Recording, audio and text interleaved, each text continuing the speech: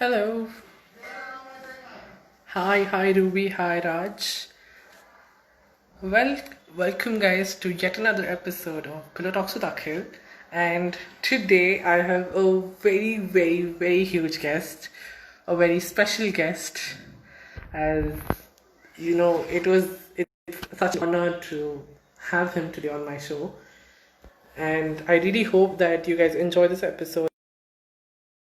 It's my second episode, very near 25, and I really can't thank you guys enough for joining in every single day. And today's guest is very special. He's a very huge musician, a very big artist, a very talented one, as I would say. He is a singer, a musician, an artist, and he has multiple roles. He doesn't exactly fit into one, but he does a lot of things. So I think that's why he is such a big star, and and that's the reason why a lot of us love him so much. Well, without saying much about him, and you know, as I've been all said in my story as well, that he is a wonderful musician. I'm just waiting for him to accept my request and come on the show so that we can, set this conversation rolling.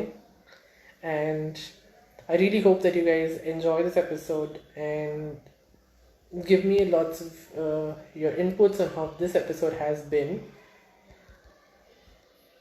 And I really hope that you guys enjoy this episode of Pillow Talks with Akhil, because it's going to be a very musical one. That's a promise that I'm making on the start of the show, because this guest of mine is a musician. And as you've known in my story that I've been updating, he is a gigantic star in his field. And I really would, love to welcome him on my show. But before that, I'd like to uh, give a brief introduction about him. And I really hope that today's show you guys will really enjoy. And he's here. I hope that you guys have your questions ready for him. ಅವರು ನನ್ನ ಶೋಗೆ ಬರ್ತಿದ್ದಾರೆ. Yes. Hello. Hello, Akhil. How are you? Hello, sir. ನಾನ್ ಚೆನ್ನಾಗಿದ್ದೀನಿ. ನೀವು ಹೇಗಿದ್ದೀರಾ? Super. Chindi. Chitranna. Sir, first of all ನಿಮ್ voice different, but ನಿಮ್ hair ಸ್ಟೈಲ್ಗೆ ನಾನ್ ದೊಡ್ಡ fan sir. ಹೇಗ್ ಸರ್ ಮೇಂಟೈನ್ ಮಾಡ್ತೀರಾ? ಇದು ಮೇಂಟೈನ್ ಮಾಡ್ತಾ ಇರೋ ತರ ಕಾಣ್ತಾ ಇದೆಯಾ? ಅಲ್ಲ, ಅದು ಅಷ್ಟೊಂದು ಕೂದಲನ್ನ ದಿನ ಕ್ಯಾರಿ ಆಫ್ ಮಾಡೋದೇ ಒಂದು ಟ್ಯಾಲೆಂಟ್ ಅನ್ಸುತ್ತೆ. ಅಷ್ಟು ಕೂದಲನ್ನ ನಾನಂತೂ ಮೇಂಟೈನ್ ಮಾಡೋದಕ್ಕೆ ಆಗುತ್ತೋ ಇಲ್ವೋ ನನಗೆ ಗೊತ್ತಿಲ್ಲ. ನೀವಿನ್ನೂ ತಲೆ ಕೂದಲ ಬಗ್ಗೆ ಮಾತಾಡ್ತಾ ಇದ್ದೀರಾ? ಹೌದು, ತಲೆ ಕೂದಲು ಮತ್ತೆ ಗಡ್ಡ. ಸೊ ಇನ್ನು ಯೋಚನೆ ಮಾಡಿ, ಶೋರೂಮ್ಗೆ ನೀವು ಇಷ್ಟು ಸುಸ್ತಾದ್ರೆ ಇನ್ನು ಗೋಡೌನ್ ಅಲ್ಲಿ ಹೆಂಗಿರ್ಬೇಕು? ಹೌದು. ವೆಲ್ ಸರ್, ಶೋ ಶುರು ಮಾಡೋದಕ್ಕೂ ಮುಂಚೆ ನಾನು ನಿಮ್ಗೊಂದಷ್ಟು ಪ್ರಶ್ನೆಗಳನ್ನ ಕೇಳ್ತೀನಿ. ನೀವು ಚೈಲ್ಡ್ಹುಡ್ ಇಂದ ಹಿಡಿದು ಇಲ್ಲಿವರೆಗೂ ಒಂದಷ್ಟು ಪ್ರಶ್ನೆಗಳನ್ನ ಕೇಳ್ತೀನಿ. ಪ್ಲೀಸ್ ಕೇಳಿ. ಸೊ ಸರ್, ಹೇಗ್ ಶುರುವಾಯ್ತು ನಿಮ್ ಜರ್ನಿ ಈ ಮ್ಯೂಸಿಕ್ ಫೀಲ್ಡ್ ಅಲ್ಲಿ? ಹೇಗ್ ಶುರುವಾಯ್ತು? ನಾನ್ ಶುರು ಮಾಡಿಲ್ಲ, ಇದೆಲ್ಲ ಕೆಟ್ಟ ಕೆಲಸ ಮಾಡೋದು ನಮ್ಮ ಅಪ್ಪ ಅಮ್ಮ. ಒಳ್ಳೆ ಕೆಲಸ ಸರ್. ಸೊ ನಮಗೂ ಗೊತ್ತಾಗಕ್ ಮುಂಚೆನೆ ಅವರು ನಮ್ಮನ್ನ ಮ್ಯೂಸಿಕ್ ಕ್ಲಾಸ್ಗೆ ಸೇರ್ಸ್ಬಿಟ್ರು. ನಾನು ಹುಟ್ಟಿದ್ ಬೆಳೆದಿದ್ದೆಲ್ಲ ಮೈಸೂರಿನಲ್ಲಿ. ಸೊ ಮೈಸೂರಲ್ಲಿ ಅಂದ್ರೆ ನೀವ್ ಯಾವ್ದಾದ್ರು ಒಂದು ಕಲೆಗೆ ಆ ಕಲೆ ಕಡೆಗೆ ಬಾಗಿರ್ಬೇಕು. ಇಲ್ಲ ಅಂತ ಹೇಳಿದ್ರೆ ನಿಮ್ಮ ಎಜುಕೇಶನ್ ಕಂಪ್ಲೀಟ್ ಇಲ್ಲ, ಆ ತರ ಇರ್ತಾರೆ. So whether it is music or dance or art or anything, ಏನಾದ್ರೂ ಒಂದು ಕಲೆ ಕಡೆಗೆ ನಾವು ಅಡಗಿರ್ಬೇಕು ಅನ್ನೋದು ಒಂದು ಎಲ್ಲರ ಅಭಿಪ್ರಾಯ. ಸೊ ನಮ್ಗೂ ಗೊತ್ತಾಗ ಮುಂಚೆನೆ ನಮ್ಮ ಪೇರೆಂಟ್ಸ್ ನಮ್ನ ಒಂದು ಮ್ಯೂಸಿಕ್ ಕ್ಲಾಸ್ಗೆ ಸೇರ್ಸ್ಬಿಟ್ರು. ನನಗೆ ನಿಜವಾಗ್ಲೂ ಇಷ್ಟನೇ ಇರ್ಲಿಲ್ಲ. ನಾನು ಹತ್ಕೊಂಡ್ ಕಲಿತಾ ಇದ್ದೆ. ನಿಜವಾಗ್ಲೂ ತಾಳ ಹಾಕ್ಬೇಕಂತ ಹತ್ಕೊಂಡ್ ತಾಳ ಹಾಕ್ತಾ ಇದ್ದೆ. ಸೊ ಆ ನನ್ಗೆ ಇಷ್ಟನೇ ಇರ್ಲಿಲ್ಲ. ಒಂದು ಯಾಕೆಂದ್ರೆ ನನ್ ಜೊತೆ ಇದ್ದವರು ಎಲ್ಲ ಹುಡುಗರು ಅವರೆಲ್ಲ ಪಕ್ಕದ ಫೀಲ್ಡ್ ಅಲ್ಲಿ ಕ್ರಿಕೆಟ್ ಆಡ್ತಾ ಇದ್ರು. ಬಟ್ ನಾನು ನಮ್ ಕ್ಲಾಸ್ ನಲ್ಲಿ ಇನ್ನೂ 4-5 ಜನ ಬರೀ ಹುಡುಗಿರು, ಅವ್ರ ಜೊತೆ ಮ್ಯೂಸಿಕ್ ಕಲಿತಾ ಇದ್ದೆ. ನನ್ಗೆ ಬೇಜಾರು, ಇದೇನು ಹುಡುಗರೆಲ್ಲ ಆಟ ಆಡ್ತಾ ಇದಾರೆ, ನಾನು ಮ್ಯೂಸಿಕ್ ಕಲಿತಾ ಇದ್ದೀನಿ. ಮ್ಯೂಸಿಕ್ ಅಂದ್ರೆ ಬರೀ ಹುಡುಗಿರ ಒಂದು ಅಭ್ಯಾಸ ಇರ್ಬೇಕಷ್ಟೇ ಅನ್ನೋ ಒಂದು ರೀತಿನಲ್ಲಿ ನಾನು ಇದ್ದೆ. ಆಮೇಲೆ ಹೈಸ್ಕೂಲ್ ಬಂದ್ಮೇಲೆ ನನ್ಗಂತೂ ಮ್ಯೂಸಿಕ್ ಆಗಲ್ಲ, ನಂಗೆ ಮ್ಯೂಸಿಕ್ ಇಷ್ಟನೂ ಇಲ್ಲ, ನಾನ್ ಮಾಡೋದಿಲ್ಲ ಮುಂದೆ ಅಂತ ಬಿಟ್ಬಿಟ್ಟೆ. ಮತ್ತೆ ಪ್ಯೂ ಬಂದ್ಮೇಲೆ ಮತ್ತೆ ನಾನು ಕಾಲೇಜಲ್ಲಿ ಇರ್ಬೇಕಾದ್ರೆ ನಾನು ಓದಿದ್ದು Chamarajendra academy of visual arts. So ಅಲ್ಲಿ ನಾನು ಫೈನ್ ಆರ್ಟ್ಸ್ ಓದಿದ್ದು. ಅವಾಗ ನಮ್ಮ ಅಣ್ಣ ಮನೆಯಲ್ಲಿ ಗಿಟಾರ್ ಬಿಟ್ಬಿಟ್ಟು ಹೋಗಿದ್ದ, ಅವನ್ ಆಲ್ರೆಡಿ ಬ್ಯಾಂಗ್ಳೂರ್. ಸೊ ಆಗ ನಾನು I picked up the guitar and started playing. So ನನ್ಗೂ ಹೇಗಂದ್ರೆ ಬೇರೆ ಹಾಡುಗಳನ್ನ ಕಲಿಬೇಕು, ಬೇರೆ ಹಾಡುಗಳನ್ನ ಕವರ್ ಮಾಡ್ಬೇಕು ಅನ್ನೋ ಒಂದು ಐಡಿಯಾ ಇರ್ಲಿಲ್ಲ. ಆಗೆಲ್ಲ ಅಷ್ಟು ಕವರ್ಸ್ ಇರ್ಲಿಲ್ಲ, ವಾಟ್ ವಿ ಕಾಲ್ ಆ ತರ ಏನು ಇರ್ಲಿಲ್ಲ. ಯೂಟ್ಯೂಬ್ ಇಲ್ಲ, ಏನು ಇನ್ಸ್ಟಾಗ್ರಾಮ್ ಇಲ್ಲ, ಏನಿಲ್ಲ. ಸೊ ನನ್ಗೆ ನಂದೇ ಹಾಡು ಮಾಡ್ಬೇಕು ಅಂತ ಒಂದು ಆಸೆ ಇತ್ತು. Being a creative person, also being in ಕಾವಾ, originality is the most important thing for an artist ಅನ್ನೋ ಒಂದು ಥಾಟ್ ಇಂದ. So I was always interested in creating more. So ಹಾಗಾಗಿ I started playing the guitar and writing my own stuff. ಆಮೇಲೆ ನಾನು ಅಭಿನಂತ್ ಕುಮಾರ್ ಅಂತ ನಮ್ಮ friend, ಒಬ್ರು ಕಾಮನ್ ಮ್ಯೂಸಿಷಿಯನ್ ಫ್ರೆಂಡ್, ಅವ್ರನ್ನ ಮೀಟ್ ಮಾಡಿ ವಿ ಸ್ಟಾರ್ಟೆಡ್ ಜಾಮಿಂಗ್ ಟುಗೆದರ್. ಅದಾದ್ಮೇಲೆ we started composing our own songs. He is the one who came up with the name Swaratma ಅಂತ. ಅದು ಆಗಿ like they say, from 2002 is when we started the band. So it's been like 18 years we started the band. It's been 2002. When were you born? 97. Oh, okay. So you are 5-year-old. Yes. 5 ವರ್ಷ Durga. So you didn't know what is you probably didn't know what is music, what is a band and things like that. That's when we started the band. So yeah, like they say, rest is history. ಖಂಡಿತವಾಗ್ಲು. And 2003 ನಲ್ಲಿ ನೀವು ಅಹಮದಾಬಾದ್ ಹೋಗ್ತೀರಾ master degree ಮಾಡೋದಕ್ಕೆ. So ಆ decision ಹೇಗ್ ಮಾಡ್ಕೊಂಡ್ರಿ? ನಾನು ಇದ್ರಲ್ಲಿ ಮಾಸ್ಟರ್ ಡಿಗ್ರಿ ಮಾಡ್ಬೇಕು ಅನ್ನೋ ಡಿಸಿಷನ್ ಹೇಗ್ ಮಾಡ್ಕೊಂಡ್ರಿ? ನಾನು ಸ್ಕೂಲಲ್ಲಿ ಇರ್ಬೇಕಾದ್ರೇನೆ ವೈಭವ್ ಕುಮಾರೇಶ್ ಅಂತ ಒಬ್ರು ಆರ್ಟಿಸ್ಟ್ ನ ಮೀಟ್ ಮಾಡಿದ್ದೆ ಥ್ರೂ ಮೈ ಬ್ರದರ್. ಅವರು ಕಾವಾನಲ್ಲಿ ಓದ್ತಾ ಇದ್ರು.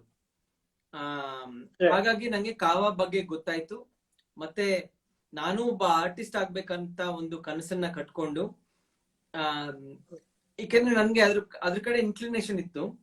ಅದನ್ನು ಒಂದು ಕೋರ್ಸ್ ಮಾಡ್ಬೋದು, ಅದು ಒಂದು ಪ್ರೊಫೆಷನ್ ಆಗಿ ತಗೋಬಹುದು ಅಂತ ನನಗೆ ಅದರಲ್ಲಿ ಆಸೆ ಮೂಡಿಸಿದವರು ವೈಭವ್ ಕುಮಾರೇಶ್. ಅವರು ಸುಮಾರು ಚಾನೆಲ್ ಬಿ, MTV ನೆಲ್ಲ ಅನಿಮೇಷನ್ಸ್ ಎಲ್ಲ ಅವರೇ ಮಾಡಿರೋದು. ಸೊ ನಾನು ಒಬ್ಬ ಅನಿಮೇಟರ್ ಆಗ್ಬೇಕು ಅಂತ ಒಂದು ಆಸೆ ಇತ್ತು. ಸೊ ಅವರ ಕಾಲ್ದಾರಿನಲ್ಲೇ ನಾನು ನಡಿಬೇಕು ಅಂತ ಒಂದು ಧ್ಯೇಯದಲ್ಲಿ ನಾನು ಕಾವಾಗ್ ಸೇರ್ಬೇಕು ಅಂತ ಒಂದು ಆಸೆ ಇತ್ತು ಸ್ಕೂಲ್ನಲ್ಲೇ. ಸೊ ನಾನು 10th ಮುಗಿಸಿ ಡೈರೆಕ್ಟ್ ನಾನು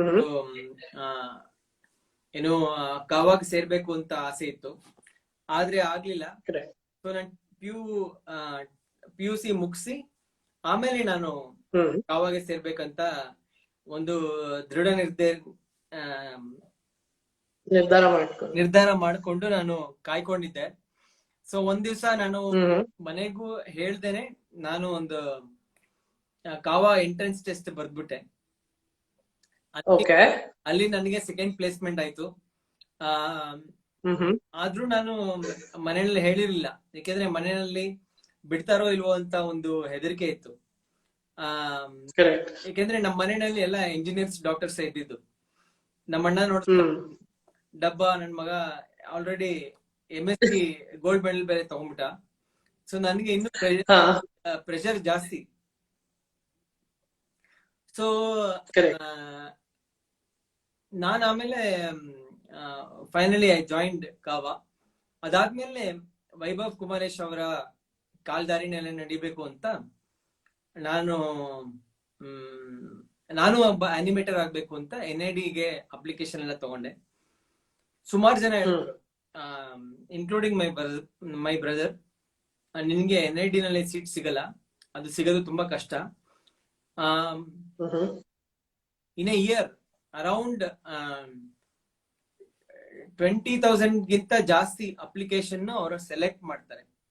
ಅದರಲ್ಲಿ ಅರೌಂಡ್ 200-250 ಸ್ಟೂಡೆಂಟ್ಸ್ ನ ಅವರು ಸೆಲೆಕ್ಟ್ ಮಾಡ್ತಾರೆ. So the percentage is less than like 1%. So ಸಿಗದ್ ತುಂಬಾ ಕಷ್ಟ. ಸೊ ಯಾಕೆ ಟ್ರೈ ಮಾಡ್ತೀಯಾ ಅಂತ ಹೇಳ್ತಾ ಇದ್ರು. ಬಟ್ ನನಗೆ ಒಂದು ಆಸೆ ಇತ್ತು, ನನ್ನ ಕಲೆ ಬಗ್ಗೆ ನನಗೆ ಆಸೆ ಇತ್ತು. ಕಲೆಗಿಂತ ನನ್ನ ಒಂದು ಏನೋ ಒಂದು ಯೋಚನೆ ಮಾಡುವಂತ ಕ್ರಿಯೇಟಿವ್ ಮೈಂಡ್ ಏನಿದೆ ಅದ್ರ ಬಗ್ಗೆ ನನಗೆ ಒಂದು ಭರೋಸೆ ಇತ್ತು. ಸೊ ನಾನು ಎಂಟ್ರೆನ್ಸ್ ಟೆಸ್ಟ್ ಬರ್ದೆ, ನಾನು ಸೆಲೆಕ್ಟ್ ಆದೆ. ನನಗಿನ್ನೂ ಫೈನಲ್ ನನ್ನ ಡಿಗ್ರಿ ರಿಸಲ್ಟೇ ಬಂದಿರಲಿಲ್ಲ. ಆಗ್ಲೇ ನನ್ಗೆ ಮಾಸ್ಟರ್ ಡಿಗ್ರಿ ಸೀಟ್ ಸಿಕ್ಬಿಡ್ತು. ಸೊ ಹಾಗಾಗಿ ನಾನು 2003 ನಲ್ಲಿ NID ಹೋದೆ. ಎಲ್ರಿಗೂ ಆಶ್ಚರ್ಯ, ಹೇಗೆ ಇವನ್ಗೆ ಸೀಟ್ ಸಿಕ್ತು, ಇವನ್ ಯಾವಾಗ್ಲೂ ಒಂಥರ ಕನ್ಸ್ ಕಾಣ್ತಾ ಇರ್ತಾನೆ, ಯಾವಾಗ್ಲೂ ಒಂಥರ ಅವನದೇ ಲೋಕದಲ್ಲಿ ಇರ್ತಾನೆ, ಇವನ್ಗೆ ಯಾರು ಅಂತ ದೊಡ್ಡ ಇನ್ಸ್ಟಿಟ್ಯೂಟ್ ಅಲ್ಲಿ ಒಂದು ಸೀಟ್ ಕೊಟ್ಬಿಟ್ರು ಅಂತ. ಬಟ್ ಆ ಇನ್ಸ್ಟಿಟ್ಯೂಟೇ ಆತರ ನಿಮ್ಮ ಕನಸುಗಳಿಗೆ ಒಂದು ದಾರಿ ತೋರಿಸುವಂತ ಒಂದು institute.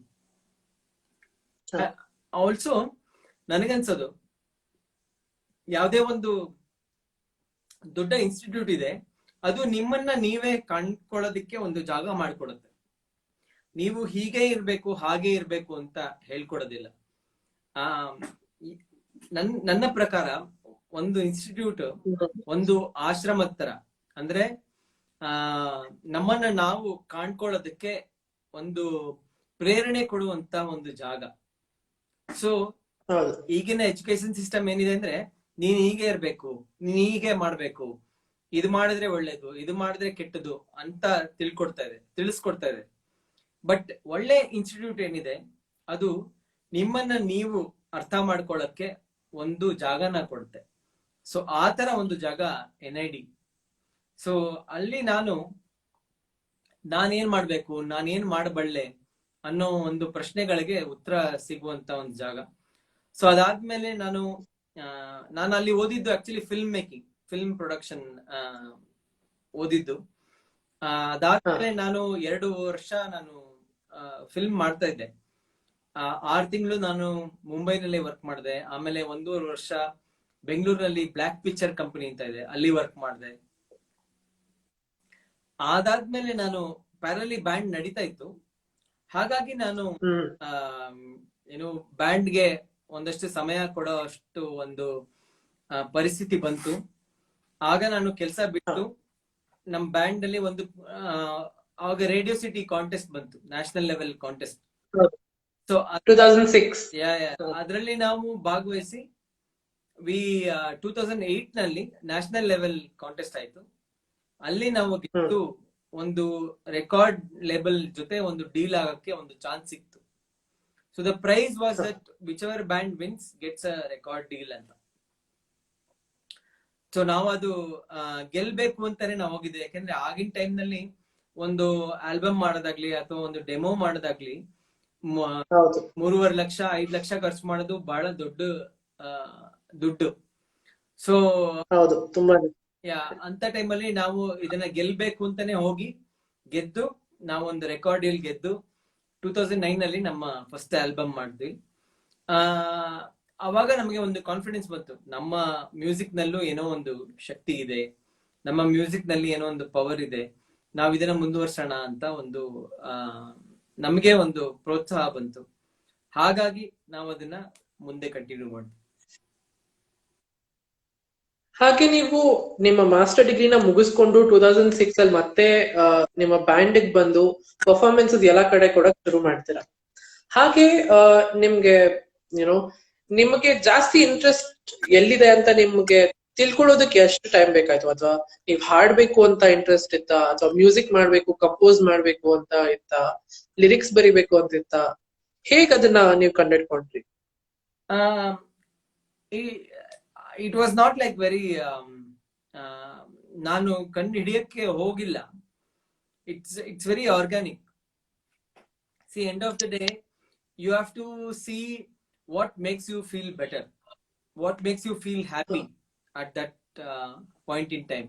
Like for example, in nowadays I feel very happy, I mean whether it is lockdown or not lockdown, ಒಂದು ಬಟ್ಟೆ ಒಗೆಯೋದಾಗ್ಲಿ, ಬಟ್ಟೆ ಮರ್ಚಿಡೋದಾಗ್ಲಿ, ಇಲ್ಲ ಏನೋ ನನ್ನ ಥಿಂಗ್ಸ್ ಏನಿದೆ ಅದನ್ನ ನಾನು ನೀಟಾಗಿ ಇಟ್ಕೊಳ್ಳೋದಾಗ್ಲಿ, ಇದರಲ್ಲಿ ನನಗೆ ಒಂದು ಖುಷಿ ಸಿಗುತ್ತೆ.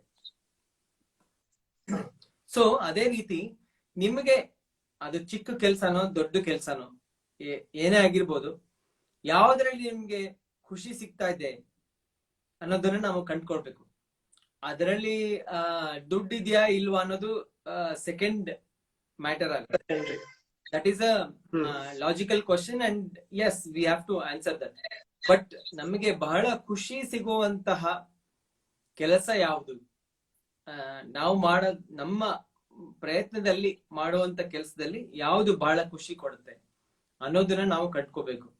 ಸೊ ಅದು ನನಗೆ ಬಹಳ ಮುಂಚೆನೆ ತಿಳಿತು. ನಾನು ಪರ್ಫಾರ್ಮ್ ಮಾಡುವಾಗ್ಲೇ ನಾನು ಒಂದು 4 ಜನ ಆಗಿರ್ಬೋದು, 4,000 ಜನ ಆಗಿರ್ಬೋದು, 40,000 ಜನ ಆಗಿರ್ಬೋದು, ಅವ್ರ ಮುಂದೆ ಹಾಡೋದ್ರಲ್ಲಿ ನನಗೆ ಖುಷಿ ಸಿಗುತ್ತೆ ಅನ್ನೋದು ಒಂದು. ಮತ್ತೆ ನಾನು ಹಾಡು ಮಾಡೋದ್ರಲ್ಲಾಗ್ಲಿ ಅಥವಾ ಯಾವುದೇ ಒಂದು ಕ್ರಿಯೇಟಿವಿಟಿ ಇರುವಂತ ಒಂದು ಕೆಲಸ ಮಾಡೋದ್ರಲ್ಲಾಗ್ಲಿ ನನಗೆ ಖುಷಿ ಸಿಗುತ್ತೆ ಅಂತ ನನಗೆ ಅವಾಗ್ಲೇ ಅನ್ನಿಸ್ತು. ಸೊ ಆದ್ರಿಂದ ಈ ಪರ್ಫಾರ್ಮ್ ಮಾಡೋದ್ರಲ್ಲಾಗ್ಲಿ, ಒಂದು ಬ್ಯಾಂಡ್ ಮಾಡೋದಾಗ್ಲಿ, ಒಂದು ಹಾಡು ಮಾಡೋದ್ರಲ್ಲಾಗ್ಲಿ ನನಗೆ ಖುಷಿ ಸಿಗುತ್ತೆ ಅಂತ ನನಗೆ ಅವಾಗ್ಲೇ ಅರ್ಥ ಆಗಿತ್ತು. ನಾವು ಕಲೆನ ಇವಾಗ ಶಾರದೆಗೆ ಮತ್ತೆ ಸರಸ್ವತಿಗೆ ಹೋಲಿಸ್ತೀವಿ. ಇದು ಒಲಿಯೋದು ತುಂಬಾ ಕಷ್ಟ ಅಂತ. ಯಾಕಂದ್ರೆ ದೇವ್ರನ್ನ ಒಲಿಸ್ಕೊಳ್ಳೋದು ಒಂದು ಕಲೆನ ಒಲಿಸ್ಕೊಳ್ಳೋದು ಅಷ್ಟು ಸುಲಭ ಅಲ್ಲ.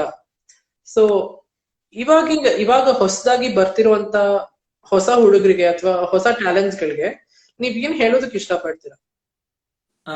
ನಾನು ಯಾವಾಗ್ಲೂ ನಂಬ್ತೀನಿ, ಮತ್ತೆ ಯಂಗ್ಸ್ಟರ್ಸ್ಗೆ ನಾನು ಹೇಳೋದು ಅದನ್ನೇ, ನಮ್ಮ ಕಾಯಕವೇ ಕೈಲಾಸ. ನಾವ್ ಏನ್ ಕೆಲಸ ಮಾಡ್ತಾ ಇದೀವಿ ಅದ್ ಯಾವ್ದಾದ್ರೂ ಆಗಿರ್ಬೋದು, ಯಾವ್ದೋ ಒಂದು ಹಾಡೋದೇ ಆಗಿರ್ಬೇಕು ಅಂತ ಇಲ್ಲ, ಅಥವಾ ಡ್ಯಾನ್ಸ್ ಮಾಡೋದೇ ಆಗಿರ್ಬೇಕಂತಿಲ್ಲ. ನೀವು ಸಾಫ್ಟ್ವೇರ್ ಇಂಜಿನಿಯರ್ ಆಗಿರ್ಬೋದು, ಇಲ್ಲ ಒಬ್ಬ CA ಆಗಿರ್ಬೋದು. ನಿಮ್ಮ ಕೆಲಸವೇ ನಿಮ್ಮ ದೇವರು. ಇದನ್ನ ನೀವು ಅರ್ಥ ಮಾಡ್ಕೊಂಡ್ರೆ ಅದನ್ನ ನೀವು ಪೂಜೆ ಮಾಡ್ತೀರ, ಅದಕ್ಕೆ ನೀವು ಮೋಸ ಮಾಡೋದಿಲ್ಲ. ಅದಕ್ಕೆ ಬೇಕಾಗುವಂತಹ ಸಾಮಗ್ರಿಗಳನ್ನ ನೀವು ಪಡ್ಕೋತೀರ. ಇವಾಗ ನೀವು ಪೂಜೆ ಮಾಡ್ಬೇಕಾದ್ರೆ ಊದ್ಬತ್ತಿ ಬೇಕು, ಬತ್ತಿ ಬೇಕು, ಎಣ್ಣೆ ಬೇಕು, ಕರ್ಪೂರ ಬೇಕು, ಅದಕ್ಕೊಂದ್ ಸ್ಟ್ಯಾಂಡ್ ಬೇಕು, ಅದಕ್ಕೊಂದ್ ದೀಪ ಬೇಕು ಅಂತ ನಿಮ್ಗೆ ಗೊತ್ತಿದೆ. ಸೊ ನಿಮ್ಮ ಕೆಲಸ ಏನಿದೆ, ಅದಕ್ಕೆ ಏನೇನು ಸಾಮಗ್ರಿಗಳನ್ನ ಪಡ್ಕೋಬೇಕು ಅಂತ ನಿಮ್ಗೆ ಗೊತ್ತಾಗ್ಬಿಡುತ್ತೆ. ಇದೇ ನನ್ನ ಪೂಜೆ ಅಂತ ಅರ್ಥ ಮಾಡ್ಕೊಂಡ್ರೆ ಅದಕ್ಕೆ ಬೇಕಾಗುವಂತ ಸಾಮಗ್ರಿಗಳನ್ನ ನೀವು ಪಡ್ಕೋತೀರ. ಇದು ನಿಮ್ಮ ಪೂಜೆ ಆದ್ರೆ ಇದಕ್ಕೆ ಯಾವ ರೀತಿ ನೀವು ಶ್ಲೋಕ ಹೇಳ್ಬೇಕು ಅನ್ನೋದನ್ನ ನೀವು ತಿಳ್ಕೊತೀರಿ. ಸೊ ಇವಾಗ ಫಾರ್ ಎಕ್ಸಾಂಪಲ್ ನೀವು ಸಾಫ್ಟ್ವೇರ್ ಇಂಜಿನಿಯರ್ ಆಗಿದೆ, ಯಾವ್ಯಾವ ಲ್ಯಾಂಗ್ವೇಜ್ ಕಲಿಬೇಕು, ಯಾವ್ಯಾವ ಅಪ್ಡೇಟೆಡ್ ಸಾಫ್ಟ್ವೇರ್ ನ ನೀವು ತಿಳ್ಕೋಬೇಕು ಅನ್ನೋದನ್ನ ನಿಮ್ಗೆ ಗೊತ್ತಾಗ್ಬಿಡುತ್ತೆ. ಅದೇ ರೀತಿ ಶ್ಲೋಕನ ನೀವು ಯಾವ ತರ ಅರ್ಥ ಮಾಡ್ಕೋತೀರಾ ಅದೇ ರೀತಿ ಇದನ್ನ ಅರ್ಥ ಮಾಡ್ಕೋಬೇಕು. ಹಾಗೆ ಮ್ಯೂಸಿಕ್ ಅಲ್ಲೂ ಅಷ್ಟೇನೆ. ಇವಾಗ ಏನ್ ಅಪ್ಡೇಟೆಡ್ ಒಂದು ಟೆಕ್ನಾಲಜಿ ಇದೆ, ಇಲ್ಲ ಒಂದು ಹೊಸ ಸ್ಕಿಲ್ ಇದೆ, ಅದನ್ನ ನೀವು ಅಳವಡಿಸ್ಕೋಬೇಕು ಅನ್ನೋದು ನಿಮ್ಗೆ ಗೊತ್ತಾಗ್ಬಿಡುತ್ತೆ. ಆದ್ರಿಂದ ನಾನು ಹೇಳೋದು ಯಂಗ್ಸ್ಟರ್ಸ್ಗೆ, ನಿಮ್ಮ ಕಾರ್ಯಕವೇ ನಿಮ್ಮ ಕೈಲಾಸ. ನಿಮ್ಮ ಯಾವುದೇ ಒಂದು ಕೆಲಸ ಇರ್ಬೋದು, ಅದು ಕಮ್ಮಿ ಇಲ್ಲ ಜಾಸ್ತಿ ಇಲ್ಲ, ನಿಮಗೆ ಅದು ಬಹಳ ಇಂಪಾರ್ಟೆಂಟ್, ನಿಮಗೆ ಅದು ಬಹಳ ದೊಡ್ಡದು. ಆ ಇಂಪಾರ್ಟೆನ್ಸು ಇದು 100% ಖಂಡಿತ ಬೇರೆಯವರಿಗೆ ಅರ್ಥ ಆಗೋದಿಲ್ಲ. ಬೇರೆಯವರಿಗೆ ನಿಮ್ಮ ಕೆಲಸದ ಇಂಪಾರ್ಟೆನ್ಸ್ ಅರ್ಥ ಆಗೋದಿಲ್ಲ, ನಿಮ್ಮ ಕೆಲಸದ ಮೇಲೆ ಇರುವಂತ ಪ್ರೀತಿ ಅವರಿಗೆ ಅರ್ಥ ಆಗೋದಿಲ್ಲ. ಸೊ ಆದ್ರಿಂದ ಬಿಟ್ಟು ಬಿಡಿ, ಅವ್ರನ್ನ ಕ್ಷಮಿಸ್ಬಿಡಿ. ನಿಮ್ಮ ಪೂಜೆ ಏನಿದೆ ಅದನ್ನ ಒಂದು ಧ್ಯಾನ ಅನ್ಕೊಂಡು, ನಿಮ್ಮ ಕೆಲಸ ಏನಿದೆ ಅದನ್ನ ಒಂದು ಧ್ಯಾನ ಅನ್ಕೊಂಡು ಅದರಲ್ಲಿ ನೀವು ತೊಡಗಿ.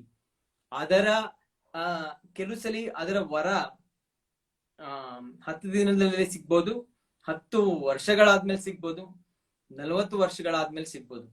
ಸೊ ಈಗಿನ ಪೀಳಿಗೆನಲ್ಲಿ ನಾನು ಬೇಗ ಶೈನ್ ಆಗ್ಬಿಡ್ಬೇಕು, ನಾನು ಬೇಗ ಸ್ಟಾರ್ ಆಗ್ಬಿಡ್ಬೇಕು, ನಾನು ಇನ್ಸ್ಟಾಗ್ರಾಮ್ ಸ್ಟಾರ್ ಆಗ್ಬಿಡ್ಬೇಕು, ನಾನು ಯೂಟ್ಯೂಬರ್ ಆಗ್ಬಿಡ್ಬೇಕು, ಯೂಟ್ಯೂಬ್ ಸ್ಟಾರ್ ಆಗ್ಬಿಡ್ಬೇಕು, ಈ ರೀತಿ ಒಂದು ಧ್ಯೇಯನ ಇಟ್ಕೊಂಡು ಹೋಗ್ತಾರೆ. ನನಗನ್ಸೋದು ಪೂಜೆಯ ಫಲ ಮತ್ತು ಫಲಿತಾಂಶ ನಮ್ಮ ಕೈಯಲ್ಲಿ ಇಲ್ಲ.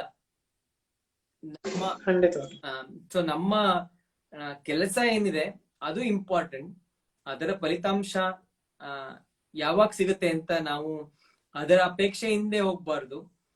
ಹೊರತು ನಾವು ನಮ್ಮ ಕೆಲಸನೇ ನಮ್ಮ ಧ್ಯಾನ ಅಂತ ಅನ್ಕೊಂಡು ಮುಂದುವರಿಸ್ಬೇಕು ಅನ್ನೋದು ನನ್ನ ಒಂದು ಅವರಲ್ಲಿ ಒಂದು ಸಜೆಷನ್.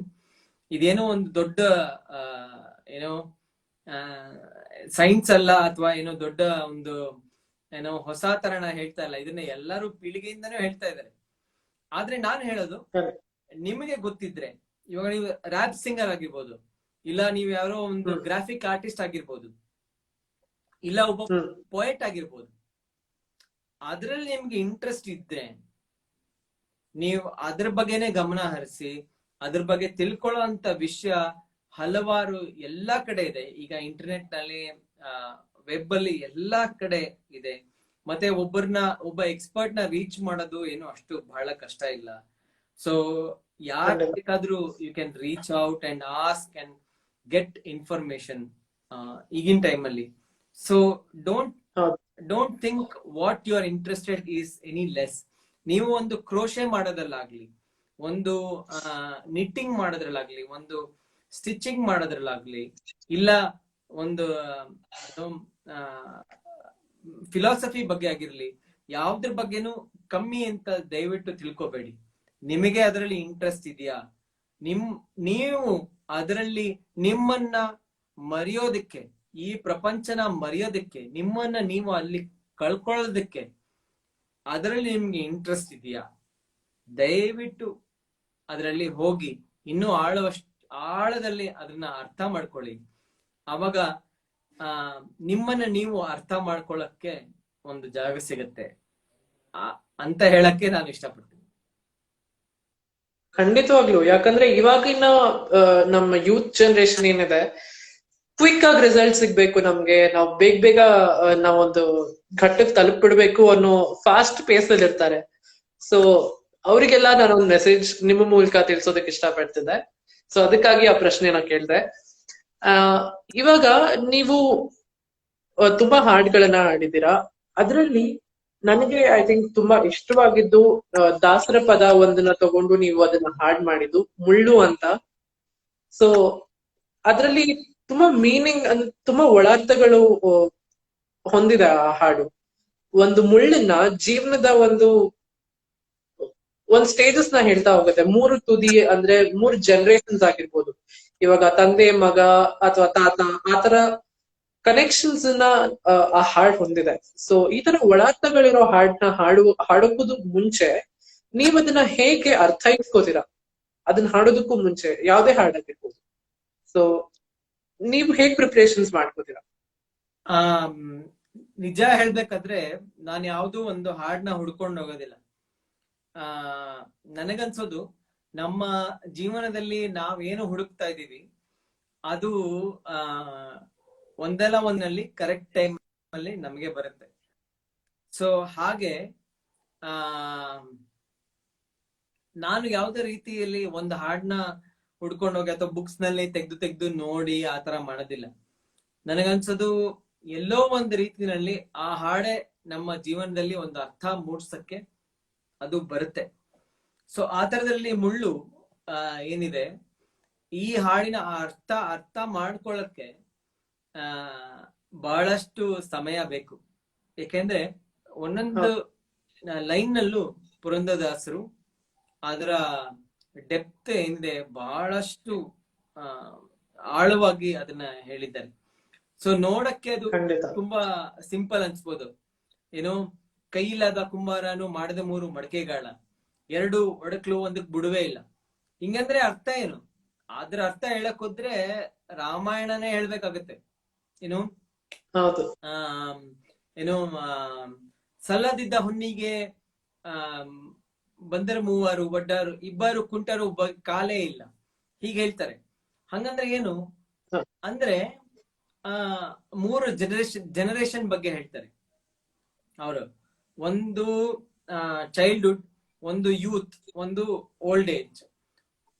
ಈ 3 ಜನರೇಷನ್ ಅಲ್ಲೂ ಚೈಲ್ಡ್ಹುಡ್ ಅಲ್ಲಿ ನಮಗೆ ಮಾಡಕ್ಕೆ ಯೋಚನೆ ಶಕ್ತಿ ಇರೋದಿಲ್ಲ.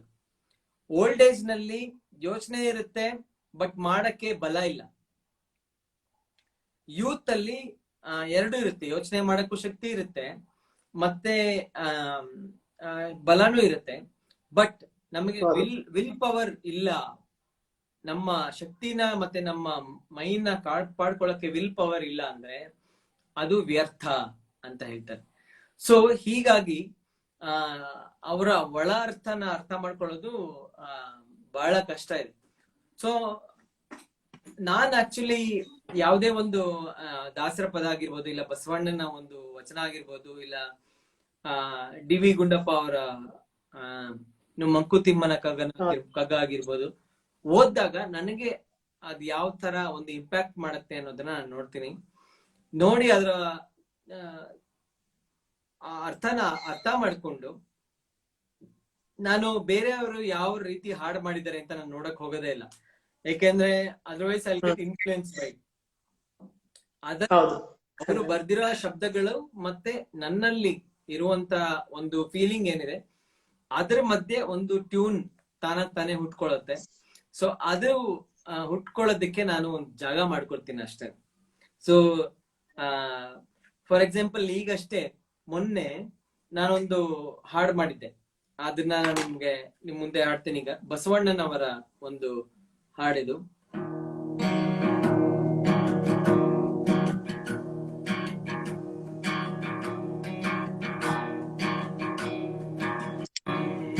ತರ್ಕಕ್ಕೆ ತಂದ ಹಳ್ಳದ ಕುರಿ, ತೋರಣಕ್ಕೆ ತಂದ ಹಳಿರ ಮೇಯಿತು.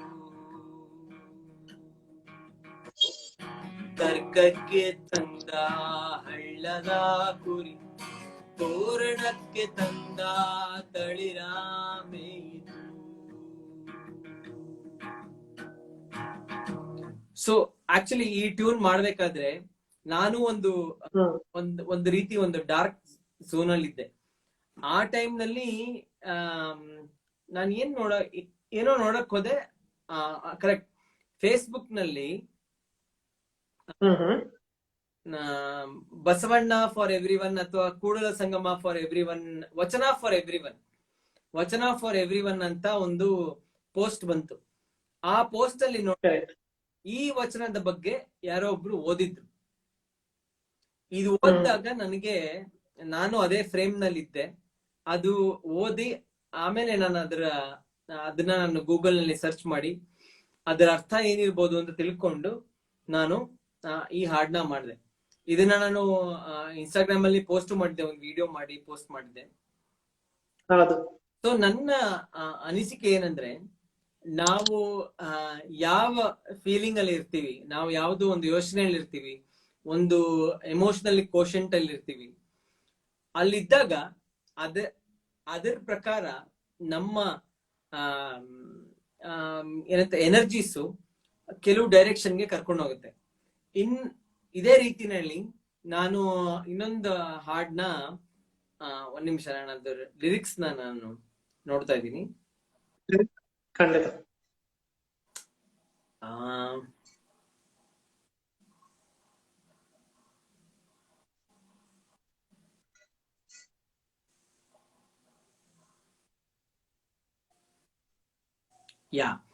ಇದು ಒಂದು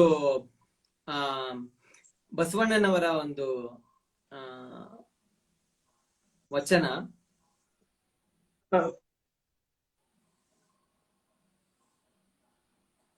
ಒಂದ್ ನಿಮಿಷ. ಖಂಡಿತ ಖಂಡಿತ.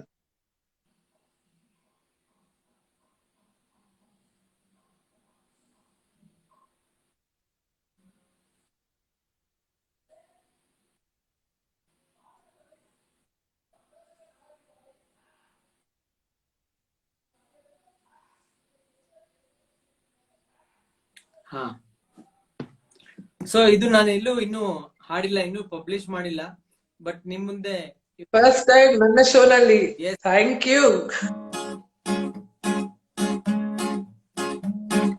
ಲೋಕದ ಡೊಂಕ ನೀವೇಕೆ ಎದ್ದಿದ್ದುವಿರಿ, ಲೋಕದ ಡೊಂಕ ನೀವೇಕೆ ಎದ್ದಿದ್ದುವಿರಿ, ನಿಮ್ಮ ನಿಮ್ಮ ತನುವ ಸಂತೈಸಿಕೊಳ್ಳಿ, ನಿಮ್ಮ ನಿಮ್ಮ ಮನವ ಸಂತೈಸಿಕೊಳ್ಳಿ, ಲೋಕದ ಡೊಂಕ ನೀವೇಕೆ ಎದ್ದಿದ್ದುವಿರಿ, ಲೋಕದ ಡೊಂಕ ನೀವೇಕೆ ಎದ್ದಿದ್ದುವಿರಿ, ನಿಮ್ಮ ನಿಮ್ಮ ತನುವ ಸಂತೈಸಿಕೊಳ್ಳಿ, ನಿಮ್ಮ ನಿಮ್ಮ ಮನವ ಸಂತೈಸಿಕೊಳ್ಳಿ, ನೆರೆಮನೆಯ ಹುಕ್ಕಕ್ಕೆ ಅಳುವವರ ಮೆಚ್ಚ ನಮ್ಮ ಕೂಡಲ ಸಂಗಮ ದೇವ, ನೆರೆಮನೆಯ ದುಃಖಕ್ಕೆ ಅಳುವವರ ಮೆಚ್ಚ ನಮ್ಮ ಕೂಡಲ ಸಂಗಮ ದೇವ, ನಮ್ಮ ಕೂಡಲ ಸಂಗಮ ದೇವ, ನಮ್ಮ ಕೂಡಲ ಸಂಗಮ ದೇವ. ವಾ, first of all first time ಈ ಹಾಡನ್ನ ನನ್ನ ಶೋನಲ್ಲಿ ಹಾಡಿದಕ್ಕೆ ತುಂಬಾ ತುಂಬಾ ಥ್ಯಾಂಕ್ಸ್. ಎಷ್ಟು ಸಿಂಪಲ್ ಆಗಿದೆ, ಬಟ್ ಆದ್ರೂ ಎಷ್ಟೊಂದು ಅರ್ಥಗಳಿದೆ. ನೀವು ಆಗ್ಲೇ ಹೇಳಿದ ಹಾಗೇನೆ ಬೇರೆಯವ್ರ ತಪ್ಪುಗಳನ್ನ ಏನ್ ಹುಡುಕ್ತೀರಾ, ನಿಮ್ಮಲ್ಲಿರೋ ತಪ್ಪುಗಳನ್ನ ನೀವು ಫಸ್ಟ್ ಕಂಡ್ಕೊಳ್ಳಿ, ಅದನ್ನ ತಿದ್ಕೊಳ್ಳಿ ಅನ್ನೋ ಒಂದು ಮೆಸೇಜ್. ಸೊ ಇದು ಈ ತರ ಹಾಡುಗಳು, ಇದು ಆಕ್ಚುಲಿ ನನ್ಗೆ ಈ ತರ ಹಾಡುಗಳು ನೀವು ತುಂಬಾ ಇಷ್ಟ ಆಯ್ತು. Thank you. ಸೊ ಇದು ಆಕ್ಚುಲಿ ಒಂದು ಒಳ್ಳೆ ಟೈಮ್ ಅಲ್ಲೇ ಬಂದಿದೆ. ಯಾಕೆಂದ್ರೆ ಇವಾಗ ಏನ್ ನಡೀತಾ ಇದೆ, ಮೊನ್ನೆನೂ ನಾನು ಹೋದ್ವಾರ ಆಚೆ ಹೋದಾಗ ನಾನು ಬೈಕಲ್ಲಿ ಹೋಗ್ತಾ ಇದ್ದೆ, ಒಬ್ರು ಸಿಗ್ನಲ್ ನಲ್ಲಿ ಮೀನ್ ವೈಲ್ ಚಾಯ್ ಹುಡುಗಿ ಬಂದು ನಮ್ಗೆ ದಟ್ಸ್ ಎ ಲವ್ಲಿ ವಚನ ಅಂತ ಹೇಳ್ತಾ ಇದ್ದಾರೆ. ಥ್ಯಾಂಕ್ ಯು ಚಾಯ್ ಹುಡುಗಿ, ನಿಮ್ಮ ಫುಡ್ ಹುಡುಗಿನೂ ಕರ್ಕೊಂಡ್ ಬನ್ನಿ ಅಂತ ನಾನು ಹೇಳ್ತೀನಿ ಅವ್ರಿಗೆ. So what I was telling was, ನಾನು ಸಿಗ್ನಲ್ ಅಲ್ಲಿ ಇದ್ದಾಗ ಒಬ್ರು ಮಾಸ್ಕ್ ನ ತೆಗೆದು ಸೈಡ್ ಅಲ್ಲಿ ಉಗಿದು ವಾಪಸ್ ಮಾಸ್ಕ್ ಹಾಕೊಂಡ್ರು. ಸೊ ಆ ಟೈಮಲ್ಲಿ ನನಗೆ ಬಹಳ ಕೋಪ ಬಂತು. ಆಮೇಲೆ ಅವ್ರಿಗೆ ಬೈದೆ, ಸರ್ ಏನ್ ಸರ್ ನೀವು ಈ ತರ ಮಾಡ್ತಾ ಇದ್ದೀರಾ, ಇದು ಮಾಡಿದ್ರೆ ಏನ್ ಪ್ರಯೋಜನ, ಮಾಸ್ಕ್ ಬಿಚ್ಚಾಕ್ಬಿಡಿ, ಯಾಕೆ ಈ ತರ ಮಾಡಿ ಏನ್ ಪ್ರಯೋಜನ ಅಂತ ಬೈದೆ. ಅವರು ಒಂಥರ ಜಗಳಾಡಕ್ಕೆ ಬಂದ್ಬಿಟ್ರು. ಬಟ್ ಗೇಟ್ ಸಿಗ್ನಲ್ ಬಿಡ್ತು, ನಾವು ಮುಂದೆ ಹೋಗ್ಬೇಕಾಯ್ತು.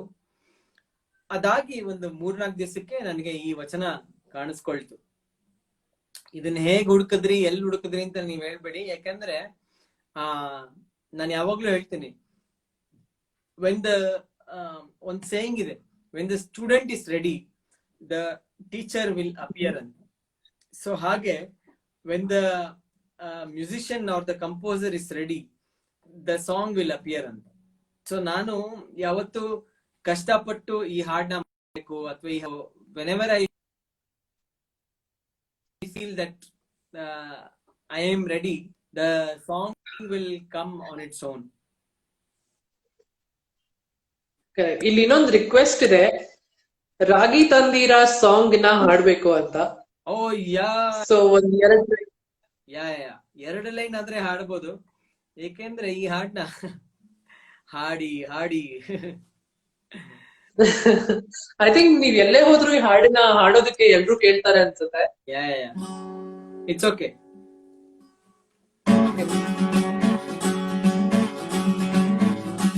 ರಾಗಿ ತಂದೀರಾ ಭಿಕ್ಷಕ ರಾಗಿ ತಂದೀರಾ,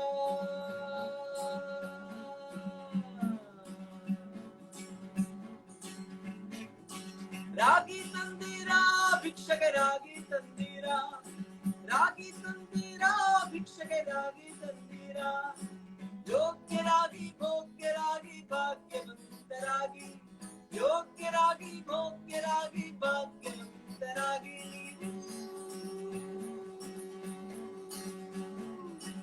ರಾಗಿ ತಂದೀರಾ ಭಿಕ್ಷಕ ರಾಗಿ ತಂದೀರಾ, ರಾಗಿ ತಂದೀರಾ ಭಿಕ್ಷಕ ರಾಗಿ ತಂದೀರಾ,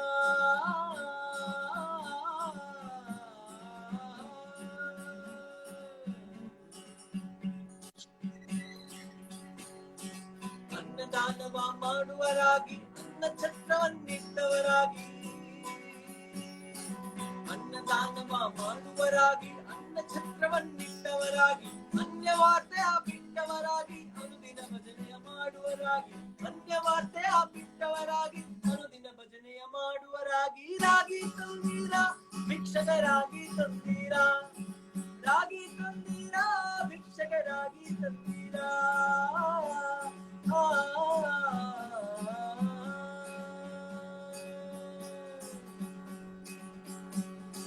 ಸಿರಿರಮಣ ದಿನ ನೆನೆಯುವರಾಗಿ ಗುರುತಿಗೆ ಬಾರಂಥವರಾಗಿ, ಸಿರಿರಮಣನ ದಿನ ನೆನೆಯುವರಾಗಿ ಗುರುತಿಗೆ ಬಾರಂಥವರಾಗಿ, ದರದರ ಭವನ್ ನೀಗುವರಾಗಿ ಪುರಂದರ ವಿಠಲನ ಸೇವಿಪರಾಗಿ, ಪುರಂದರ ವಿಠಲ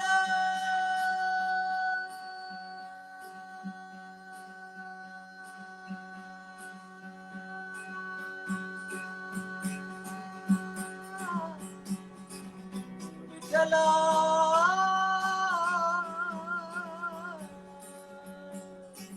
ಕರದರ ಭವನ್ ನೀಗುವರಾಗಿ ಪುರಂದರ ವಿಠಲನ ಸೇವಿಪರಾಗಿ, ರಾಗಿ ತಂದೀರಾ ಭಿಕ್ಷಕ ರಾಗಿ ತಂದೀರಾ, ಯೋಗ್ಯರಾಗಿ ಭೋಗ್ಯರಾಗಿ ಭಾಗ್ಯವಂತರಾಗಿ, ಯೋಗ್ಯರಾಗಿ ಭೋಗ್ಯರಾಗಿ ಭಾಗ್ಯವಂತರಾಗಿ, ರಾಗಿ ತಂದೀರಾ ಭಿಕ್ಷಕ ರಾಗಿ ತಂದೀರಾ,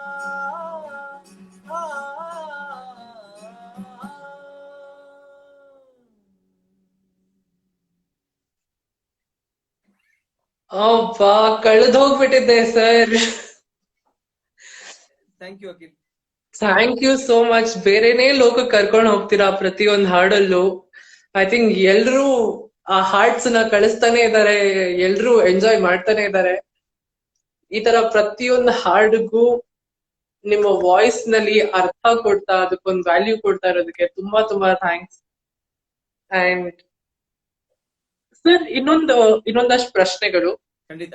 ನೀವು ಹಾಗೆ ನಿಮ್ಮ ಅಣ್ಣ ರಘು ಸರ್ ಅವರು ಒಟ್ಟಿಗೆ ಕಾನ್ಸರ್ಟ್ಸ್ ಮಾಡ್ತೀರಾ, ಒಟ್ಟಿಗೆ ಸ್ಟೇಜ್ ಪರ್ಫಾರ್ಮೆನ್ಸಸ್ ಕೊಟ್ಟಿದ್ದೀರಾ. ಹಾಗೆ ನೀವು ಲಾಸ್ಟ್ ನಾನ್ ನೋಡಿದ್ದು MTV ಅಂದಿ ಅನ್ಪ್ಲಗ್ಡ್ ಅನ್ನೋ ಒಂದು ಕಾರ್ಯಕ್ರಮನ ನೀವು ನಿಮ್ಮ ಬ್ಯಾಂಡ್ ಜೊತೆ ಮಾಡಿದ್ರಿ. ಆ ಎಕ್ಸ್ಪೀರಿಯನ್ಸಸ್ ಹೇಗಿತ್ತು ಸರ್? ನಾವು ಮೊನ್ನೆ ತಾನೇ ಒಂದು ಕಾಸ್ಗೋಸ್ಕರ ನಾವೊಂದು ಶೋ ಮಾಡಿದ್ವಿ. ನಾನು ಪರ್ಫಾರ್ಮ್ ಮಾಡಿದ್ದೆ, ರಘುನು ಪರ್ಫಾರ್ಮ್ ಮಾಡಿದ್ರು. ಒಂದು ಮೆಲೋಟ್ರಿ ಅಂತ ಒಂದು ಬ್ಯಾಂಡ್ ಇದೆ, ಅವರು ಮ್ಯೂಸಿಕ್ ಮ್ಯಾನ್ಷನ್ ಅನ್ನುವ ಒಂದು ಪ್ರೋಗ್ರಾಮ್ ನ ಹಂಚ್ಕೊಂಡಿದ್ರು. ಅದರಲ್ಲಿ ಇಬ್ರು ಕರ್ಸಿದ್ರು. ಸೊ ಒಟ್ಟಿಗೆ ಪರ್ಫಾರ್ಮ್ ಮಾಡ್ತೀವಿ, ಮತ್ತೆ ಒಂದೇ ಸ್ಟೇಜ್ ನಲ್ಲಿ ನನ್ನ ಹಾಡ್ನು ಆಡ್ತೀನಿ, ಅವರ ಹಾಡ್ನು ಆಡ್ತಾರೆ. ಮತ್ತು ಕೆಲವು ರಘು ಹಾಡುಗಳನ್ನ ಅವರು ನನ್ನನ್ನ ಕರೀತಾರೆ ಹಾಡೋದಕ್ಕೆ. ನನ್ನ ಒಂದು 2-3 ಹಾಡಿದೆ ಅದರಲ್ಲಿ ಅವ್ರನ್ನ ಕರಿತೀವಿ. ಸೊ ಯಾರಾದ್ರೂ ಒಬ್ರು ಆರ್ಗನೈಸರ್ ರಿಕ್ವೆಸ್ಟ್ ಮಾಡಿ ನೀವಿಬ್ರು ಒಟ್ಟಿಗೆ ಹಾಡಿ ಅಂದ್ರೆ ಖಂಡಿತ ನಾವು ಬರ್ತೀವಿ. ಆದ್ರೆ ಮುಂಚೆಯಿಂದನೂ ರಘು ನನ್ನ ಒಂದು ಏನು ರಿಕ್ವೆಸ್ಟ್ ಮಾಡ್ತಾ ಇದ್ರು ಅಥವಾ ಒಂದು ಎನ್ಕರೇಜ್ ಮಾಡ್ತಾ ಇದ್ರು ಅಂದ್ರೆ, ನಿನ್ನಲ್ಲೇ ನೀನೇನು, ನಿನ್ನ ಗುಣ ಏನು ಅನ್ನೋ ಒಂದು ಆ ಇದನ್ನ ನೀನು ಕಾಣ್ಕೋ, ನಿನ್ನ ಒಂದು ನಿನ್ನ ಇಂಡಿವಿಜುವಾಲಿಟಿ ಏನಿದೆ ಅದನ್ನ ನೀನು ಕಾಣ್ಕೋಬೇಕು ನಿನ್ನ ಕೆಲಸದಲ್ಲಿ ಅನ್ನೋದ್ರ ಬಗ್ಗೆನೆ ಒಂದು ಎನ್ಕರೇಜ್ ಮಾಡ್ತಾ ಇದ್ರು. ಹಾಗಾಗಿ ನಾನು ನನ್ನ ಹಾಡ್ ಮಾಡ್ತೀನಿ, ಅವ್ರ ಹಾಡ್ ಮಾಡ್ತಾರೆ, ನನ್ನ ಬ್ಯಾಂಡ್ ಇದೆ, ಅವರ ಬ್ಯಾಂಡ್ ಇದೆ. ಸೊ ಇಬ್ಬರ ಪ್ರೀತಿನೂ ಅದ್ರಲ್ಲಿದೆ, ಒಂದು ಪರ್ಫಾರ್ಮ್ ಮಾಡೋದ್ರಲ್ಲಿ, ಒಂದು ಹಾಡು ಮಾಡೋದ್ರಲ್ಲಿ ಆಗ್ಲಿ ನಮ್ಮ ಪ್ರೀತಿ ನಮ್ಮಲ್ಲಿದೆ. ಸೊ ಅದನ್ನ ನಾವು ಕಂಡ್ಕೋಬೇಕು ಅಂತ ಅವರು ಮುಂಚೆಯಿಂದನೂ ಎನ್ಕರೇಜ್ ಮಾಡ್ತಾ ಇದ್ರು. ಅದೇ ನನಗೆ ಒಂದು ಪ್ರೋತ್ಸಾಹ ಆಯ್ತು, ನನ್ನಲ್ಲಿ ನಾನು ನನ್ನ ತನನ ಏನು ಇದೆ ಅದನ್ನ ಕಂಡ್ಕೋಬೇಕು ಅಂತ. ಇಲ್ಲಿ ಕಾವ್ಯ ಅವರು ಹೇಳ್ತಾ ಇದ್ದಾರೆ ನಾನು ಆಡಿಬಲ್ ಇಲ್ಲ ಅಂತ. ಕೇಳಿಸ್ತದೆ ಸರ್. ಐ ಡೋಂಟ್ ನೋ, ಕಾವ್ಯ ಅವ್ರಿಗೆ ಮೋಸ್ಟ್ಲಿ ನನ್ನ ವಾಯ್ಸ್ ಇಷ್ಟ ಇಲ್ಲ ಅನ್ಸುತ್ತೆ, ಆದ್ರಿಂದ ಅದ್ ಬರ್ತಾ ಇಲ್ಲ. ಸರ್, ನಿಮ್ಮ ಅಣ್ಣವ್ರ ಬಗ್ಗೆ ಮಾತಾಡ್ತಿರುವಾಗ ಅವ್ರು ನಿಮಗ್ ಕೊಟ್ಟಂತ ಬೆಸ್ಟ್ ಅಡ್ವೈಸ್ ಅಥವಾ ತುಂಬಾ ಇಂಪಾರ್ಟೆಂಟ್ ಆದ ಅಡ್ವೈಸ್ ಯಾವ್ದು ಅಂತ ನಿಮ್ಗೆ ಅನ್ಸುತ್ತೆ? ನಂತರ ಆಗ್ಬೇಡ ಅಂತ.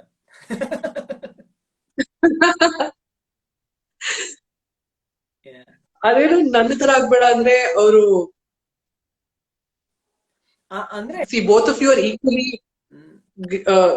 ಪಾರ್ ಇನ್ ಸಿಂಗಿಂಗ್. ನೀವಿಬ್ರು ಒಂದೇ ಲೆವೆಲ್ ಅಲ್ಲಿ ಇದ್ದೀರಾ, ಪ್ಲಸ್ ನಿಮ್ ಇಬ್ರು ವಾಯ್ಸ್ ಕೂಡ ಡಿಸ್ಟಿಂಕ್ಟಿವ್, ಇಬ್ರದು ಡಿಫ್ರೆಂಟ್ ಇದೆ, ಬಟ್ ಇಬ್ರು ವಾಯ್ಸ್ ಅಷ್ಟೇ ಫೇಮಸ್ ಕೂಡ ಇದೆ, ಜನ ಅಷ್ಟೇ ಪ್ರೀತಿ ಕೂಡ ಮಾಡ್ತಾರೆ. ಬಟ್ ಆಸ್ ಇಂಡಿವಿಜುವಲ್ಸ್ ನೀವ್ ಹೇಗ್ ಬೇರೆ ಅನ್ಸುತ್ತೆ ನಿಮ್ಗೆ? ಆಸ್ ಅ ಪರ್ಸನ್ ಹೇಗ್ ಬೇರೆ? ಐ ಥಿಂಕ್ ಇಬ್ರಲ್ಲೂ ಏನು ಮಾಡಕ್ ಆಗೋದಿಲ್ಲ, ಇಬ್ರು ಪ್ರೊಡ್ಯೂಸ್ ಮಾಡಿರುವಂತ ಫ್ಯಾಕ್ಟರಿ ಒಂದೇನೆ.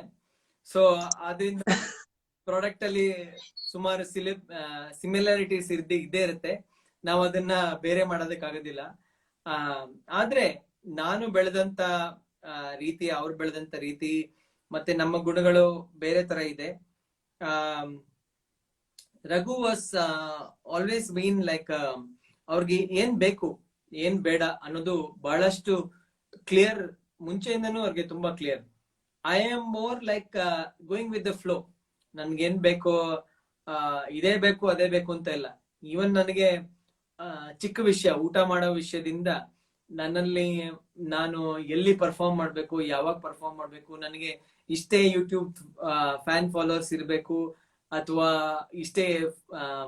ಇಷ್ಟ ಅಚೀವ್ ಮಾಡ್ಬೇಕು ಅನ್ನೋ ಒಂದು ನಿಜವಾಗ್ಲೂ ನನ್ಗೆ ಗೋಲೇ ಇಲ್ಲ. ನಿಜವಾಗ್ಲೂ ಹೇಳ್ಬೇಕಾದ್ರೆ ನನ್ಗೆ ಲೈಫ್ ನಲ್ಲಿ ಯಾವ್ದು ರೀತಿ ಒಂದು ಆಂಬಿಷನ್ ಇಲ್ಲ. ಈಗೇನೋ ಮಾಡ್ಕೊಂಡು ಹೋಗ್ತಾ ಇದ್ದೀನಿ, ನಾನು ಹಾಡ್ತಾ ಇದ್ದೀನಿ, ನನ್ನಲ್ಲಿ ಏನೋ ಒಂದು ನನ್ನಲ್ಲಿ ಸ್ವರ ಮೂಡ್ಸೋಕೆ ಏನೋ ಒಂದು ಶಕ್ತಿ ಬರ್ತಾ ಇದೆ, ನನ್ನ ವಾಯ್ಸ್ ಏನಿದೆ ಅದು ಜನರಿಗೆ ತಲುಪ್ತಾ ಇದೆ, ಅದರಿಂದ ನನಗೆ ಖುಷಿ ಆಗ್ತಾ ಇದೆ. ಅದು ಬಿಟ್ಟು ಬೇರೆ ಏನೋ ಒಂದು ದೊಡ್ಡ ಆಂಬಿಷನ್ ಇಲ್ವೇ ಇಲ್ಲ. ಇನ್ಫ್ಯಾಕ್ಟ್ ನಿಜ ಹೇಳ್ಬೇಕಂದ್ರೆ ಇವಾಗ ನಾನು ಹಾಡ್ತಾ ಇದ್ದೀನಿ, ಇನ್ನು 2 ವರ್ಷ ಅಥವಾ 4 ವರ್ಷ, ಎಷ್ಟು ವರ್ಷ ಹೇಳಕ್ ಆಗೋದಿಲ್ಲ, ಆಮೇಲೆ ನಾನು ಬೇರೆ ಏನೋ ಮಾಡ್ತಾ ಇರ್ಬೋದು. ಆ ತರ ಒಂದು ವ್ಯಕ್ತಿ ನಾನು. ಮೋಸ್ಟ್ಲಿ ನಾನು ವಾಪಸ್ ಪೇಂಟಿಂಗ್ ಮಾಡಕ್ ಹೋಗ್ಬೋದು, ಇಲ್ಲ ಅಂದ್ರೆ ನಾನೇನಾದ್ರೂ ಒಂದು ಫಿಲ್ಮ್ ಮೇಕಿಂಗ್ ಮಾಡಕ್ ಹೋಗ್ಬೋದು, ಇಲ್ಲ ನಾನೇ ಒಂದು ಗಾಡಿ ಹಾಕೊಂಡು ನಾನು ಟೀ ಮಾಡಕ್ ಶುರು ಮಾಡ್ಬೋದು. ಸೊ ಈ ತರ ನಾನು ನನ್ನ ನಿಜವಾದ ಆಂಬಿಷನ್ ಏನಿಲ್ಲ. ಇದುವರೆಗೆ ನಾನು ಯಾವುದೇ ರೀತಿ ನನಗೆ ನಂದೇ ಮನೆ ಇರ್ಬೇಕು, ನಂದೇ ಒಂದು ಬಂಗ್ಲೋ ಇರ್ಬೇಕು, ಅಥವಾ ನನ್ಗೆ ಕಾರ್ ಇರ್ಬೇಕು, ದೊಡ್ಡ ದೊಡ್ಡ ಒಳ್ಳೆ ಹಾಕೊಳಕ್ಕೆ ದೊಡ್ಡ ದೊಡ್ಡ ಸೂಟ್ ಇರ್ಬೇಕು, ಆತರ ಏನೋ ಒಂದು ಆಂಬಿಷನ್ ಇಲ್ಲ. ಸೊ ಆ ತರನೇ ನಾನು ಮುಂಚೆಯಿಂದ ಬಂದವನು. ಇವಾಗ ನಾನು ಏನು ಮಾಡ್ತಾ ಇದ್ದೀನಿ ಇದರಲ್ಲಿ ನನಗೆ ಖುಷಿ ಸಿಗ್ತಾ ಇದೆ. ನಾಳೆ ನಾನು ಹಾಡೋದ್ರಲ್ಲಿ ನನಗೆ ಖುಷಿ ಇಲ್ಲ ಅಂತ ಹೇಳಿದ್ರೆ ನಾನು ಹಾಡೋದಿಲ್ಲ. ಬೇರೆಯವರು ಕೇಳ್ತಾ ಇದಾರೆ, ಬೇರೆಯವ್ರ ಖುಷಿಗೋಸ್ಕರ ಅವ್ರಿಗೋಸ್ಕರನೇ ಮಾಡ್ಬೇಕಂತ ನಾನು ಬದುಕ್ತಾ ಇಲ್ಲ. ನನಗೆ ಏನು ಇವಾಗ ಈ ಸಮಯದಲ್ಲಿ ನನ್ಗೇನ್ ಖುಷಿ ಕೊಡ್ತಾ ಇದೆ, ನಿಜ ಹೇಳ್ಬೇಕಂದ್ರೆ ಇವತ್ತೆಲ್ಲ ನಾನು ದಿನ ಇಡೀ ಏನು ಕೆಲಸ ಮಾಡಿಲ್ಲ. ಓಕೆ, ಇವತ್ ದಿನ ಇಡೀ ನಾನು ರಿಲ್ಯಾಕ್ಸ್ಡ್ ಆಗಿ ಇದ್ದೆ, ನನ್ನ ಹೆಂಡತಿ ಜೊತೆ ಮಾತಾಡ್ತಾ ಇದ್ದೆ, ಸಾಯಂಕಾಲ ನಾನೇ ಅಡ್ಗೆ ಮಾಡ್ದೆ, very chilled out, very relax day ಇರ್ಬೇಕು ಇವತ್ತು, ಏನೋ ಒಂದು web series, so very easy. ನನ್ಗೆ ಇವತ್ತಿನ ದಿನ ಹಿಂಗೆ ಇರ್ಬೇಕು, ನಾಳೆ ಹಿಂಗೆ ಇರ್ಬೇಕು ಅನ್ನೋ ಒಂದು ಆಂಬಿಷನ್ ಏನಿಲ್ಲ. So I take every day by how it comes. So ಆ ತರದ್ರಲ್ಲಿ I think I am quite different from Raghu. ಮತ್ತೆ ಅವರ ಹಾಡೋದ್ರಲ್ಲೇ ಅಥವಾ ಅವರ ವಾಯ್ಸ್ ನಲ್ಲಿ ಒಂದು ದೊಡ್ಡ ಪ್ಯಾಷನ್ ಇದೆ, ಒಂದು ದೊಡ್ಡ ಭಾರ ಇದೆ ಅವರ ಇದ್ರಲ್ಲಿ. ಅದನ್ನ ನಾನು ಯಾವತ್ತೂ ಅಚೀವ್ ಮಾಡಕ್ ಆಗೋದಿಲ್ಲ. ಸೊ ನಾನು ಅದನ್ನ ಅಚೀವ್ ಮಾಡ್ಬೇಕು ಅಂತಾನು ಹೋಗ್ತಾ ಇಲ್ಲ. ನಿಜವಾಗ್ಲೂ ಹೇಳ್ಬೇಕಂದ್ರೆ ನನ್ನ ಜೀವನದಲ್ಲಿ ನಾನು ಏನು ತಾನೇ ಇಲ್ಲ. ನನಗೆ ಜೀವನನೇ ಒಂದು ದೊಡ್ಡ ಅಚೀವ್ಮೆಂಟ್. ಓಕೆ, ನಾವು ಬಹಳಷ್ಟು ದಿನ ನಾವು ಖುಷಿಯಾಗಿದ್ರೆ ಅದೇ ಒಂದು ದೊಡ್ಡ ಅಚೀವ್ಮೆಂಟ್. ಬೇರೆ ಏನು ನನಗೆ ಒಂದು ಕನಸುಗಳೇ ಇಲ್ಲ. ಚಿಕ್ಕ ಚಿಕ್ಕ ಕನಸಿರ್ಬೋದು, ಏನೋ ನಾಳೆ ಎದ್ಬಿಟ್ಟು ಒಂದು ಹೊಸ ಹಾಡ್ ಮಾಡೋಣ, ಅಥವಾ ಇನ್ನೇನಾದ್ರೂ ಒಂದು ಕ್ರಿಯೇಟಿವ್ ಆಗಿ ಏನಾದ್ರು ಮಾಡೋಣ, ಏನೋ ನನ್ನ ಬಟ್ಟೆಗಳನ್ನೆಲ್ಲ ಇನ್ನು ನೀಟಾಗಿ ಜೋಡಿಸ್ಕೊಳ್ಳೋಣ, ಈ ತರ ಒಂದು ಚಿಕ್ಕ ಚಿಕ್ಕ ಕನ್ಸಿರ್ಬೋದು. ಬಟ್ ಅದು ಬಿಟ್ಟು ನನಗೆ ಬೇರೆ ದೊಡ್ಡ ಯಾವ ತರ ಒಂದು ಆಂಬಿಷನ್ ಅನ್ನೋದೇನು ಇಲ್ಲ. ಖಂಡಿತವಾಗ್ಲು ಐ ಥಿಂಕ್ ನಾನು ಇದ್ರಲ್ಲಿ ನಿಮಗ್ ಕನೆಕ್ಟ್ ಆಗ್ತೀನಿ, ಯಾಕಂದ್ರೆ ನಾನು ಕೂಡ ಒಬ್ಬ ಆರ್ಟಿಸ್ಟ್. ನಂಗೆ ಪೇಂಟ್ ಮಾಡಕ್ಕೆ, ಸ್ಕೆಚ್ ಮಾಡಕ್ ಇಷ್ಟ. ಸೊ ನಾನು ಹೀಗೆ ಕೂತಿರುವಾಗ ಮನೆಯಲ್ಲಿ ಕಾಣಿಸ್ತು ಬುಕ್ ಅಂದ್ರೆ ಅಲ್ಲೇ ತಗೊಂಡು ಮನ್ಸಲ್ಲಿ ಏನ್ ನಡೀತಿದ್ಯೋ ಅದನ್ನ ಸ್ಕೆಚ್ ಮಾಡೋದಕ್ ಪ್ರಯತ್ನ ಪಡ್ತೀನಿ. ಅಂಡ್ ಐ ಥಿಂಕ್ ಇದ್ರಲ್ಲಿ ಸಣ್ಣ ಸಣ್ಣ ಖುಷಿ ನಮಗ್ ಸಿಗ್ತಾ ಹೋಗುತ್ತೆ ಪ್ರತಿದಿನಾನು. ಇದನ್ ಮಾಡ್ಲೇಬೇಕು ಅನ್ನೋದು ಇರಲ್ಲ, ಇದಿದ್ಯಾ ನಾವು ಖುಷಿಯಾಗಿರೋಣ ಇದ್ರಲ್ಲಿ ಅನ್ನೋ ಒಂದು ಫೀಲಿಂಗ್ ಇರುತ್ತೆ. ಯಾಮಿನಿ ಅವರು ಹೇಳ್ತಾ ಇದ್ದಾರೆ, ಏನಾದ್ರೂ ಮಾಡಿ ಹಾಡೋದನ್ನ ಬಿಡ್ಬೇಡಿ. ಮೈ 3-year-old just listen to your Ragi Tandira at least 5 to 7 times and your free spirit is gold. So ಯಾಮಿನಿ ಅವರೇ, ನಾನು ಹೇಳೋದು ಅಷ್ಟೇನೆ. ಸೊ ಅಗೇನ್ ನಾನು ಫ್ರೀ ಸ್ಪಿರಿಟ್ ಆಗೇ ಇರ್ಬೇಕು ಅಂತ ನಾನು ಅನ್ಕೊಂಡ್ ಇಲ್ಲ. ಅದಿರ್ಬೇಕು, ಅದೇ ನಾನು ಇರೋಂತ ಒಂದು ರೀತಿನೇ ಅದು. ನಾನು ಚಿಕ್ಕ ವಯಸ್ಸಿಂದಾನು ಅದೇ ತರ. ಯಾವತ್ತು ನಾನು ಸ್ಕೂಲ್ನಲ್ಲೂ ಆಗ್ಲಿ ಅಥವಾ ಕಾಲೇಜ್ನಲ್ಲಾಗ್ಲಿ ಮಾರ್ಕ್ಸ್ಗೋಸ್ಕರ ನಾನು ಯಾವುದೇ ಒಂದು ಸಬ್ಜೆಕ್ಟ್ ನ ಓದಿ ಅರ್ಥ ಮಾಡ್ಕೊಂಡಂತಾನೆ ಅಲ್ಲ. ಏನು ಮಾರ್ಕ್ಸ್ ಬಂದ್ರೆ ಏನ್ ಕಿತ್ಕೋತೀರಾ ಅನ್ನೋ ಒಂದು ನನಗೆ ಈ ಸಬ್ಜೆಕ್ಟ್ ನ ಓದಿದ್ರೆ ನನ್ನ ಲೈಫ್ ನಲ್ಲಿ ಎಷ್ಟು ಖುಷಿ ಕೊಡುತ್ತೆ ಅನ್ನೋದು ಮೋಸ್ಟ್ ಇಂಪಾರ್ಟೆಂಟ್ ಥಿಂಗ್. ಈವನ್ ನಾನು ಫಿಲ್ಮ್ ಮೇಕಿಂಗ್ ಓದ್ಬೇಕಾದ್ರೂ ಆಗ್ಲಿ, ಅಥವಾ ಒಂದು ಹೊಸ ಕಾರ್ಡ್ ನ ನಾನು ಕಲಿಬೇಕಾದ್ರೆ, ಇವಾಗ ಈ ಒಂದು ಕಾರ್ಡ್ ನಾನು ನುಡಿಸ್ತೀನಿ, ಇದ್ರ ಹೆಸರು ನಂಗೆ ಗೊತ್ತಿಲ್ಲ, ಬಟ್ ಆ ಕಾರ್ಡ್ ನಂಗೆ ಖುಷಿ ಕೊಡ್ತಾ, ಆ ಕಾರ್ಡ್ ನಲ್ಲಿ ನನ್ಗೆ ಏನೋ ಒಂದು ಫೀಲಿಂಗ್ ಬಂತ, ಒಂದು ಎಮೋಷನ್ ಬಂತ, ಅದ ಅಷ್ಟೇ ನನಗೆ ಇಂಪಾರ್ಟೆಂಟ್. ಈವನ್ ನಾನು ಫ್ರೆಂಡ್ಸ್ ಮಾಡ್ಕೊಳ್ಳೋದಲ್ಲಾಗ್ಲಿ, ನನಗೆ ನಿಜವಾಗ್ಲೂ ಹೇಳ್ಬೇಕಾದ್ರೆ ತುಂಬಾ ಜನ ಗೊತ್ತು ನನಗೆ, ಆದ್ರೆ ತುಂಬಾ ಜನ ಫ್ರೆಂಡ್ಸ್ ಇಲ್ಲ. ನನಗಿರೋದಷ್ಟೇ ಒಂದು ತುಂಬಾ ಹತ್ತಿರದಲ್ಲಿ ಕೈಯಲ್ಲಿ ಎಣ್ಸೋ ಅಂತ ಒಂದಷ್ಟು ಫ್ರೆಂಡ್ಸ್. ಅವ್ರ ಜೊತೆ ನಾನು ಮಾತಾಡಿದ್ರೆ, ಅವ್ರ ಜೊತೆ ನಾನು ಟೈಮ್ ಸ್ಪೆಂಡ್ ಮಾಡಿದ್ರೆ ನನ್ಗೆ ಖುಷಿ ಕೊಡುತ್ತಾ ಅನ್ನೋದಷ್ಟೇ ಇಂಪಾರ್ಟೆಂಟ್. ಈವನ್ ನನ್ಗೆ ಇನ್ಸ್ಟಾಗ್ರಾಮ್ ನಲ್ಲಿ ನನಗೆ 25 ಲಕ್ಷ ಫಾಲೋವರ್ಸ್ ಇರ್ಬೇಕು, ಯೂಟ್ಯೂಬ್ ನಲ್ಲಿ ನನ್ಗೆ 40 ಲಕ್ಷ ಫಾಲೋವರ್ಸ್ ಇರ್ಬೇಕು, ಈ ತರ ಯಾವುದೇ ರೀತಿ ನನಗೆ ಇದಿಲ್ಲ. ಬಟ್ ಇರೋ ಇದ್ರಲ್ಲಿ ಇವಾಗ ಯಾರೇ ಆಗಿರ್ಬೋದು, ಕಾವ್ಯ ಅವ್ರಾಗಿರ್ಬೋದು, ಯಾಮಿನಿ ಆಗಿರ್ಬೋದು, ಇನ್ಯಾರ ಚರಣ್ ಆಗಿರ್ಬೋದು, ಇಲ್ಲ ಫಿಲಿಪ್ ಥಾಮಸ್ ಆಗಿರ್ಬೋದು, ಇವರ ಸಂಪರ್ಕದಲ್ಲಿ ನನಗೆ ಖುಷಿ ಕೊಡುತ್ತಾ, ಅವರಲ್ಲಿ ನಾನು ಮಾತಾಡ್ಬೇಕಾದ್ರೆ ನನ್ಗೆ ಅರ್ಥ ಸಿಗುತ್ತಾ, ಅಷ್ಟೇ ಇಂಪಾರ್ಟೆಂಟ್. ಹೊತ್ತು ನಂಬರ್ಸ್ ಅಥವಾ ರಿಸಲ್ಟ್ಸ್ ಅಲ್ಲಿ ನನಗೆ ಯಾವತ್ತೂ ಒಂದು ಏನೇ ಒಂದು ಭರೋಸೆ ಇರ್ಲಿಲ್ಲ. ಏಕೆಂದ್ರೆ ಅದು it's just A number, it's just A paper. ನಿನಗೆ 100ರಲ್ಲಿ 99 ಸಿಕ್ಕಿದ್ರೆ ಎಷ್ಟು, 100ನಲ್ಲಿ 35 ಸಿಕ್ಕಿದ್ರೆ ಎಷ್ಟು, ನೀನ್ ಖುಷಿಯಾಗಿದ್ಯಾ ಲೈಫ್ ಅಲ್ಲಿ, ಅದು ಇಂಪಾರ್ಟೆಂಟ್. ಖಂಡಿತವಾಗ್ಲು ಐ ಥಿಂಕ್ ಕರೆಕ್ಟ್ ಆಗಿ ಐ ಥಿಂಕ್ ಈ ಪ್ರಿನ್ಸಿಪಲ್ಸ್ ನಾನು ಫಾಲೋ ಮಾಡ್ತೀನಿ. ಯಾಕಂದ್ರೆ ಮಾರ್ಕ್ಸ್ ಕಾರ್ಡ್ ಯಾವತ್ತೂ ಖುಷಿ ಕೊಡದೆ ಇರ್ಬೋದು, ಬಟ್ ನಮ್ಮವ್ರ ಜೊತೆ ಕಳೆಯುವಂತ ಒಂದು ಟೈಮ್ ತುಂಬಾ ಖುಷಿ ಕೊಡುತ್ತೆ. ಸೊ ಜೀವನದಲ್ಲಿ ಅಂತಹ ಖುಷಿಗಳನ್ನ ಜಾಸ್ತಿ ನಾವು ಮುಖ್ಯ ಅಂತ ಅನ್ನಿಸ್ಬೇಕೇ ಹೊರತು ಬೇರೆದಲ್ಲ. ಸೊ ಇನ್ನೊಂದೇ ಒಂದು ರಿಕ್ವೆಸ್ಟ್, ಲಾಸ್ಟ್ ಸಾಂಗ್ ನಿಮ್ ಕಡೆಯಿಂದ ತಾರಕ ಬಿಂದಿಗೆ ನನ್ ಕಡೆಯಿಂದ ತುಂಬಾ ಜನ ಕೂಡ ರಿಕ್ವೆಸ್ಟ್ ಮಾಡ್ತಿದ್ದಾರೆ. ತಾರಕ ಬಿಂದಿಗೆ ಒಂದ್ ಸಾಂಗ್ ನಿಮ್ ಕಡೆಯಿಂದ. ಖಂಡಿತ.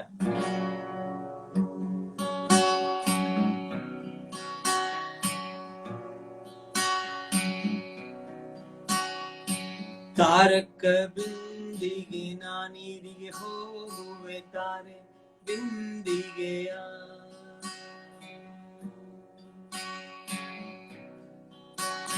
ತಾರಕ ಬಿಂದಿಗೆ ನಾನೀರಿಗೆ ಹೋಗುವೆ ತಾರೆ ಬಿಂದಿಗೆಯ, ಬಿಂದಿಗೆ ಒಡೆದರೆ ಒಂದೇ ಕಾಸು, ಬಿಂದಿಗೆ ಒಡೆದರೆ ಒಂದೇ ಕಾಸು, ತಾರೆ ಬಿಂದಿಗೆಯ, ತಾರೆ ಬಿಂದಿಗೆಯ, ತಾರಕ ಬಿಂದಿಗೆ ನಾನೀರಿಗೆ ಹೋಗುವೆ ತಾರೆ ಬಿಂದಿಗೆಯ, ತಾರಕ ಬಿಂದಿಗೆ ನಾನೀರಿಗೆ ಹೋಗುವೆ ತಾರೆ ಬಿಂದಿಗೆಯ,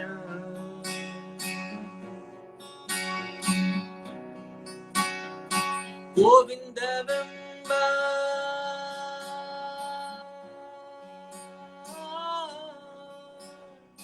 ಗೋವಿಂದವೆಂಬ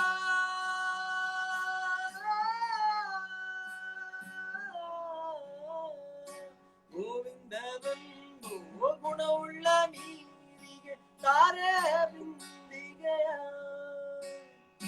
ಗೋವಿಂದವೆಂಬ ಗುಣವುಳ್ಳ ನೀರಿಗೆ ತಾರೆ ಬಿಂದಿಗೆಯ, ಪುರಂದರ ವಿಠಲನಿಗೆ ಅಭಿಷೇಕ, ಮಂದಾರ ವಿಠಲನಿಗೆ ಅಭಿಷೇಕ ಮಾಡುವೆ ತಾರೆ ಬಿಂದಿಗೆಯ, ತಾರೆ ಬಿಂದಿಗೆಯ, ತಾರಕ ಬಿಂದಿಗೆ ನಾನೀರಿಗೆ ಹೋಗುವೆ ತಾರೆ ಬಿಂದಿಗೆಯ, ತಾರಕ ಬಿಂದಿಗೆ ನಾನೀರಿಗೆ ಹೋಗುವೆ ತಾರೆ ಬಿಂದಿಗೆಯ, ಬಿಂದಿಗೆ ಒಡೆದರೆ ಒಂದೇ ಕಾಸು, ಬಿಂದಿಗೆ ಒಡೆದರೆ ಒಂದೇ ಕಾಸು, ತಾರೆ ಬಿಂದಿಗೆಯ, ತಾರೆ ಬಿಂದಿಗೆಯ, ತಾರಕ ಬಿಂದಿಗೆ ನಾನೀರಿಗೆ ಹೋಗುವೆ ತಾರೆ ಬಿಂದಿಗೆಯ, ತಾರೆ ಬಿಂದಿಗೆಯ, ತಾರೆ ಬಿಂದಿಗೆಯ.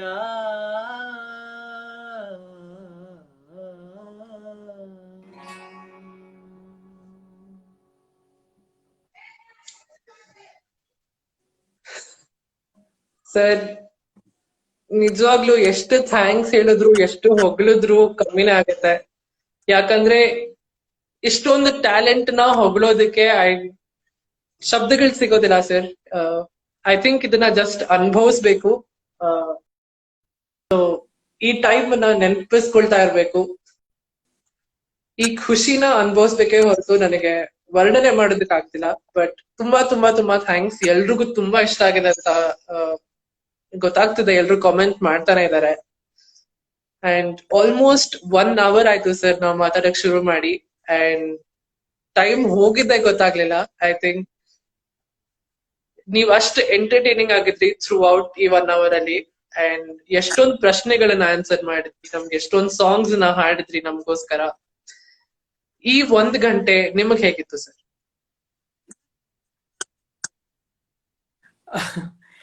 ನಾನು ಯಾವುದೇ ಒಂದು ಕಾನ್ವರ್ಸೇಷನ್ ನ ಮಾಡ್ಬೇಕಾದ್ರೆ ನಾನೇನ್ ಅನ್ಕೊಳ್ಳೋದಂದ್ರೆ, ಈ ತರ ಒಂದು ಕಾನ್ವರ್ಸೇಷನ್ ಅಲ್ಲಿ ನನ್ನನ್ನ ನಾನು ಯಾವ ರೀತಿ ರಿಫ್ಲೆಕ್ಟ್ ಮಾಡ್ಕೋಬಹುದು ಅನ್ನೋದನ್ನ ನಾನು ನೋಡ್ತೀನಿ. ಒಬ್ಬರಲ್ಲಿ ನಮ್ಮ ವಿಚಾರನ ಹಂಚ್ಕೊಳ್ಳೋದ್ರೆ ನಾವು ಅರ್ಥ ಮಾಡ್ಕೊಳ್ಳ ಒಂದು ಚಾನ್ಸ್ ಸಿಗುತ್ತೆ ಅಂತ. ಸೊ ಆ ರೀತಿನಲ್ಲಿ ನಾನು ಬಹಳ ಸೆಲ್ಫಿಶ್. ಸೊ ಬರೀ ನಿಮಗೋಸ್ಕರ ನಾನು ಮಾತಾಡ್ತಾ ನಿಮಗೋಸ್ಕರ ನಾನು ಎಂಟರ್ಟೈನ್ ಮಾಡ್ಬೇಕು ಅಂತ ನಾನು ಮಾತಾಡ್ತಾ ಇಲ್ಲ. ನನ್ನನ್ನ ನಾನು ಅರ್ಥ ಮಾಡ್ಕೊಳ್ಳೋದಕ್ಕೆ, ನನ್ನನ್ನ ನಾನು ರಿಫ್ಲೆಕ್ಟ್ ಮಾಡ್ಕೊಳ್ಳೋದಕ್ಕೆ ಇದೊಂದು ಆಪರ್ಚುನಿಟಿ ಅಂತ ನಾನು ಅನ್ಕೋತೀನಿ. ಸೊ ಆದ್ರಿಂದ ನೀವು ಇಷ್ಟು ಒಳ್ಳೆ ಕೆಲಸ ಮಾಡ್ತಾ ಇದ್ದೀರಾ. ನಿಮ್ಮ ಏನು ಪಿಲ್ಲೋ ಟಾಕ್ಸ್ ಏನಿದೆ ಇದರಲ್ಲಿ ನೀವು ಹಲವಾರು ಜನರನ್ನ ಮಾತಾಡಿಸಿ ಅವರಲ್ಲಿ ಪ್ರತಿಭೆ ಏನಿದೆ, ಅವರಲ್ಲಿ ಅವರ ಮನಸ್ಸೇನಿದೆ ಅದನ್ನ ಅರ್ಥ ಮಾಡ್ಕೊಳ್ಳೋದಕ್ಕೆ ನೀವು ಒಂದು ಪ್ರಯತ್ನ ಪಡ್ತಾ ಇದ್ದೀರಾ. ಹೀಗೆ ಮುಂದುವರಿಲಿ. ಬಹಳ ಸಂತೋಷ ಆಯ್ತು. ಯಾರ್ಯಾರು ಬಂದಿದ್ದೀರಾ, ನನ್ನ ರೆಗ್ಯುಲರ್ ಕಲ್ಪ್ರಿಟ್ಸ್ ಯಾರಿದ್ದಾರೆ, ಚರಣ್ ಭಟ್ ಆಗ್ಲಿ, ಯಾಮಿನಿ ಅವರಾಗ್ಲಿ, ಕಾವ್ಯ ಅವರಾಗ್ಲಿ, ಮತ್ತು ಮೂರ್ತಿ ಲಕ್ಕಿ ಇವರು, ಇನ್ನೆಷ್ಟು ಸುಮಾರು ಚಾಯ್ ಹುಡುಗಿ ಆಗಿರ್ಲಿ, ಬಹಳಷ್ಟು ಜನ ಬಂದಿದ್ದೀರಾ. ನಾನು ಎಲ್ಲರ ಹೆಸರನ್ನು ಈಗ ಸ್ಕ್ರೋಲ್ ಮಾಡಿ ನೋಡಕ್ ಆಗ್ತಾ ಇಲ್ಲ. ಬಟ್ ಯಾರ್ಯಾರು ಬಂದಿದ್ದೀರಾ, ಯಾರ್ಯಾರು ಬಂದು ನೀವು ಭಾಗವಹಿಸಿ ಇಷ್ಟೊತ್ತು ಈ 1 hour ಅಲ್ಲಿ ಬಹಳ ಧನ್ಯವಾದ. ಯಾರ್ಯಾರು ಇದ್ದೀರೋ ಎಲ್ಲರಿಗೂ ಬಹಳ ಧನ್ಯವಾದ. ಮತ್ತು ಯಾರು ಇಲ್ವೋ ಅವ್ರಿಗೂ ಧನ್ಯವಾದ. ಯಾಕೆಂದ್ರೆ ಅವರು ನನ್ನ ಹಾಡುಗಳನ್ನ, ನನ್ನ ಕಲೆಗೆ ಯಾವತ್ತು ಸ್ಫೂರ್ತಿ ಕೊಡ್ತಾ ಇದ್ದಾರೆ. ಸೊ ತುಂಬಾ ಧನ್ಯವಾದ. ನೀವೆಲ್ಲರೂ ಈ ಲಾಕ್ಡೌನ್ ಟೈಮ್ ಅಲ್ಲಿ ನಿಮ್ಮನ್ನ ನೀವು ಅರ್ಥ ಮಾಡ್ಕೊಳ್ಳೋದಕ್ಕೆ ಇನ್ನಷ್ಟು ಆಳವಾಗಿ ನಿಮ್ಮಲ್ಲಿ ನೀವೇ ಮುಳುಗಿ ಪ್ರಯತ್ನಿಸಿ ಅಂತ ನಾನು ಹೇಳ್ತಾ ಇದ್ದೇನೆ. ಮತ್ತೆ ನೀವು ಸೇಫ್ ಆಗಿರಿ, ಸೋಷಿಯಲ್ ಡಿಸ್ಟೆನ್ಸಿಂಗ್ ನ ಮೇಂಟೈನ್ ಮಾಡ್ತಾ ಇರಿ, ಮತ್ತು ನಿಮ್ಮ ಸುತ್ತಮುತ್ತ ಯಾರು ಜನರಿದ್ದಾರೆ ಅವರಲ್ಲಿ ನೀವು ಪ್ರೀತಿನ ಮತ್ತು ಹಂಚ್ತಾ ಇರಿ ಅಂತ ನಾನು ಹೇಳೋದಕ್ಕೆ ಇಷ್ಟಪಡ್ತೀನಿ. ಖಂಡಿತವಾಗ್ಲು. ಯಾಕಂದ್ರೆ ಈ ಟೈಮಲ್ಲಿ ನಾವು ಎಷ್ಟು ಖುಷಿ ಮತ್ತೆ ಎಷ್ಟು ಪಾಸಿಟಿವಿಟಿನ ಹರಡ್ತೀವೋ ಅಷ್ಟು ನಮಗೂ ಒಳ್ಳೇದು, ನಮ್ಮ ಸುತ್ತಮುತ್ತ ಇರೋರ್ಗೂ ಒಳ್ಳೇದು. ಸೊ ನನ್ನ ಶೋಗ್ ಬಂದು ಇಷ್ಟೊಂದು ಪಾಸಿಟಿವ್ ಎನರ್ಜಿನ ಕೊಟ್ಟಿದ್ದಕ್ಕೆ, ಎಲ್ರಿಗೂ ಇಷ್ಟೊಂದು ಖುಷಿನ ಕೊಟ್ಟಿದ್ದಕ್ಕೆ ನಿಮ್ಮ ಹಾಡುಗಳ ಮೂಲಕ, ನಿಮ್ಮ ಮಾತಿನ ಮೂಲಕ ತುಂಬಾ ಹೃದಯದ ಧನ್ಯವಾದಗಳು ಸರ್. ನಿಜವಾಗ್ಲೂ ತುಂಬಾನೇ ಆಯ್ತು. ಅಂಡ್ ಮತ್ತೆ ಯಾವತ್ತಾದ್ರು ಫ್ಯೂಚರ್ ಅಲ್ಲಿ ನಿಮ್ಮನ್ನ ಹಾಗೂ ಹೋಪ್ಫುಲಿ ನಿಮ್ಮ ಅಣ್ಣವ್ರನ್ನು ಕೂಡ ಒಂದು ಶೋನಲ್ಲಿ ನಾನು ಇಂಟರ್ವ್ಯೂ ಮಾಡ್ಬೇಕು ಅನ್ನೋ ಒಂದು ಆಸೆ ಇದೆ. ಅದನ್ನ ನಾನು ಮಾಡೋದಕ್ಕೆ ಪ್ರಯತ್ನ ಖಂಡಿತವಾಗ್ಲೂ ಪಡ್ತೀನಿ. ಸೊ ಮತ್ತೊಂದು ಶೋನಲ್ಲಿ ಸಿಗೋಣ ಅನ್ನೋ ಒಂದು ಆಸೆಯ ಮೂಲಕ ಈ ಶೋನ ನಾನು ಮುಗಿಸೋದಕ್ಕೆ ಇಷ್ಟ ಪಡ್ತೀನಿ. ಥ್ಯಾಂಕ್ ಯು ಸರ್, ಬಂದಿದ್ದಕ್ಕೆ ತುಂಬಾ thanks. Take care Akhil. Thank you sir, ನೀವು ಅಷ್ಟೇ. Thank you.